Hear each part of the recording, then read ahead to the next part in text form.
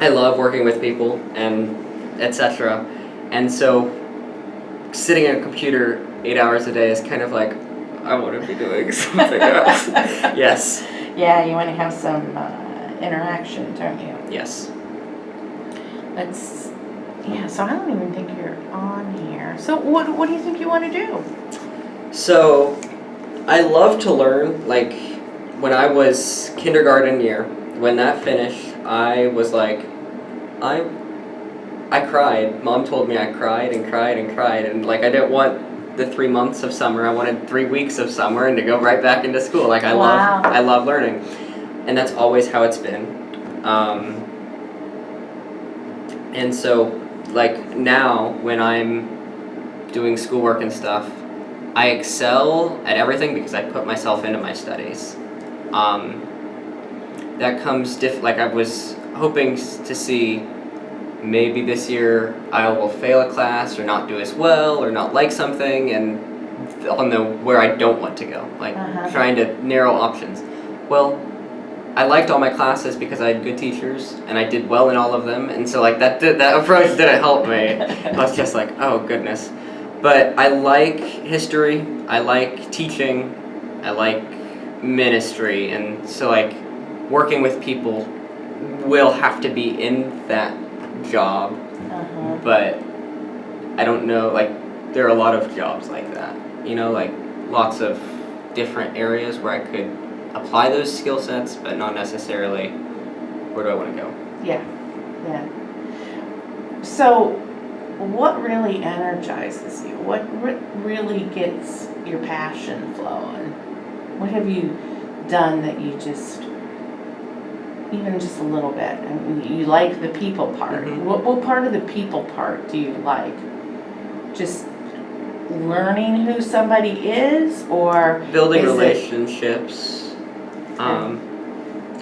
I often find my friendships, and recently adults have started coming to me, like just needing somebody to talk to. I recently I was staying at somebody's house. I was in Arizona visiting friends and family. So I was staying at an old friend of ours, and one evening we were just talking, and she was in a chair and I was on the couch, so it was flipped from like counseling, but like I was working with her. She was like opening up to me like things I'd never heard before, and I was like, okay, like just trying to help her process through stuff. And I've never done that with an adult before. I've only done that with my peers or people who are younger than I am. But it struck me odd that she was okay talking to me, and that she even opened up looking for advice or something in the first place. Like she just needed somebody to talk to. And so like I've thought about counseling. Like I do that for my friends. Like I feel very much if that is my role.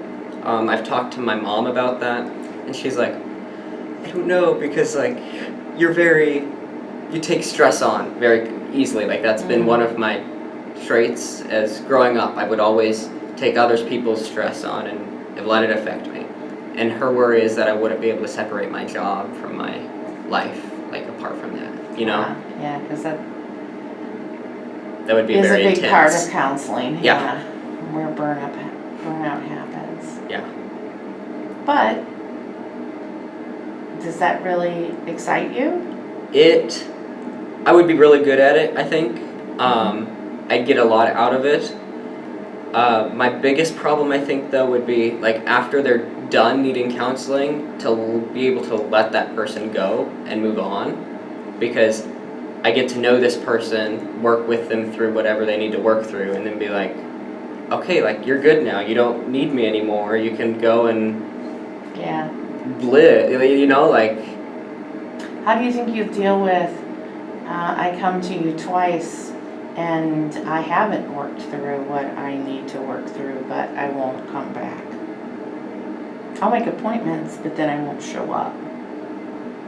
I don't know, I've never worked with somebody like that before, because I always know them before they open up to me. It's not like a set appointment kind of thing. It's more like we're talking and then they're like, actually this thing's kind of happening. Like it's a casual lead into a conversation. I think that would be the hardest part for me in counseling is the high number of people who Don't. aren't taking it as serious as you are Right. for them. And you don't have resolution, you don't feel like I did I've what I'm helped doing. Yeah. this person, they just checked out. Yeah. Or time and time again, then you get a sense of they're really not interested in changing. And Right. you can't make anybody change, so. Right. Yeah. So what other what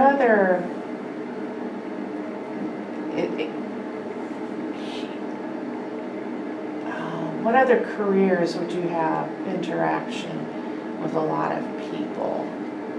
I mean, are you a creative person? I do a lot of writing. Do you? I write poetry. Oh, And that's the only time where I'm really isolated necessarily. Like, if I'm Sure. feeling more introverted or something, then I'll go and write something. But other than that, like I'll have ideas. So I'm very, I would say I'm creative, but I have 2 younger brothers. The next brother under me is almost my complete opposite, to where if I had an idea, he could very well make it with his hands. Like, I could relay that to him, express what I wanted, and he could create it. And so, sure, I'm creative, but going about the means of how I need to accomplish the end goal is not something I necessarily know how to do. the whole execution part. Right. Well, you're not really passionate about that. The execution? Yeah. Not necessarily. Like, I'd like to see it done, but if it doesn't, it's kind of okay. Mm-hmm. But, like, I'd love to see the end goal, though. Like, Yeah. So, But I don't want to go through the pain of actually making it happen. Yeah. yeah, that makes me sound lazy. But No, yeah. it's a typical high because you're creating the ideas, Mhm. which is your forte. Right. So what about advertising? Did you ever think about that? If you're creating products? ideas, advertising campaigns, thinking outside the box, and then everybody else makes that happen. But you think of the idea. I don't know, advertising. I feel like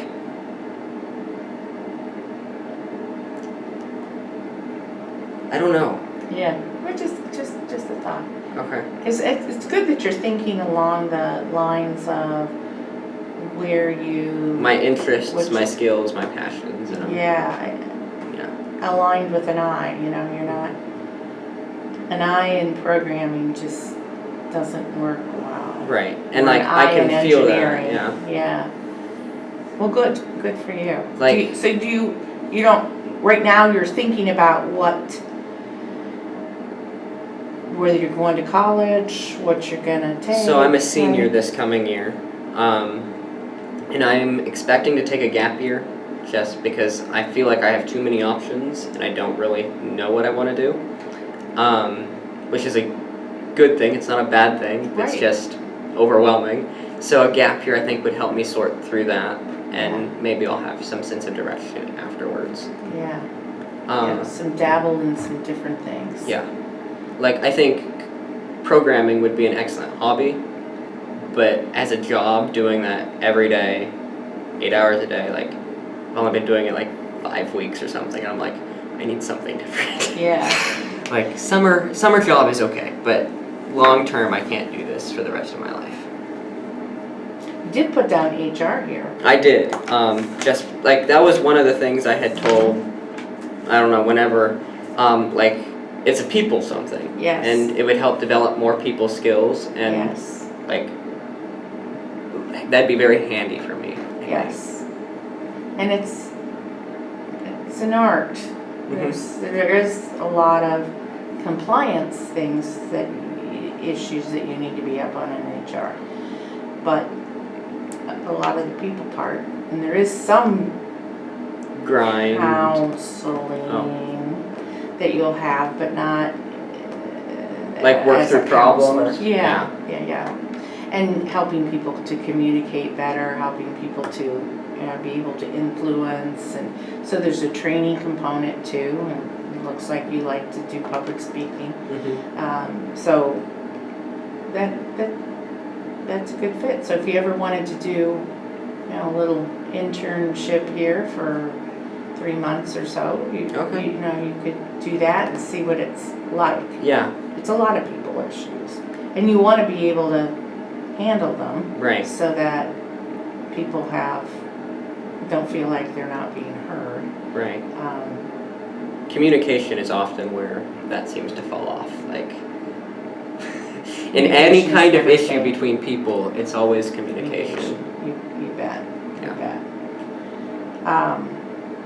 And of course, there's ministry, which is got your people in communication and all of that in there too. Just a different aspect of it, kind of thing. Yeah. And this is more about the manufacturing side of it.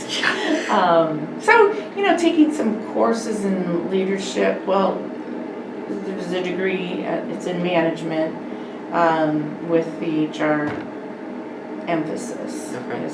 So it gives you a sense of manufacturing and what happens out there, and how do you measure performance? How do you improve performance?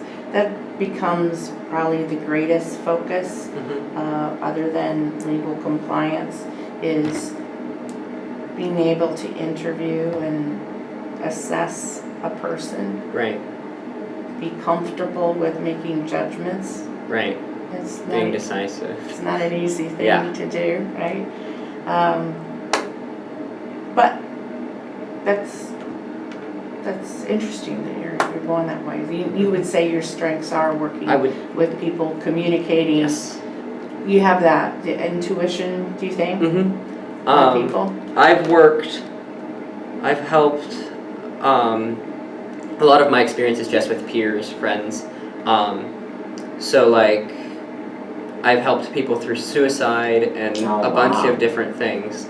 And I've never personally experienced any of that. So I think I have a strong gift in empathy and being able to feel it but see things from outside of the box. Yeah. And so like that's when I started writing poetry as an outlet. And I started posting them online because I realized I'm not necessarily relating to any of this, but somebody else who had their problem can relate to it and it might be helpful. And so your poetry is written from another perspective that's not really your own, but something that you've learned. Yes. Wow. So sometimes like suicide is a dark topic. And so I get texts from worried friends or other parents and like, are you okay? Like, what is going? Yeah, it's okay. I was working with somebody. Probably should have made it more clear, but so like, I've kind of developed my own method for this is how I approach somebody else's problem. Not to let it entirely affect me, but like, I don't want to disconnect myself from their. Like, I still want to be able to make them feel heard. Yeah. And so to emotionally connect with somebody is, I find for myself, the best way because I'm an emotional person. Yeah. So, you should do an internship at a counseling center as well, so that you can see what that's really like. Okay. And not to go against parents, but I went into sales. My mother, and I'm empathetic and, believe it or not, sensitive. So she's going, you're never going to be able to handle the no's. People are going to tell you no when you're trying to sell something, and I never took that no as a personal no. It was that I'm not communicating the right thing in the right way at the right time. Yeah. Right. So it's a no. I was able to separate that. Never ever bothered me. Okay. So my daughter is a counselor. Okay. And I know that there's a lot of emphasis with counselors to try to create that distance so it doesn't wear you down. But human nature is that it will. It will, right. Right. But you are in some deep topics of suicide and and I can see you kind of come alive with that. Right. It might be your passion. Okay. Here, I hear that. I'm going to send them to a counselor. I'm not qualified Right. to do any of that. So Yeah. that's, It was. A lot of it hasn't been in person. Like, it's mostly been over a phone call or over a text or something.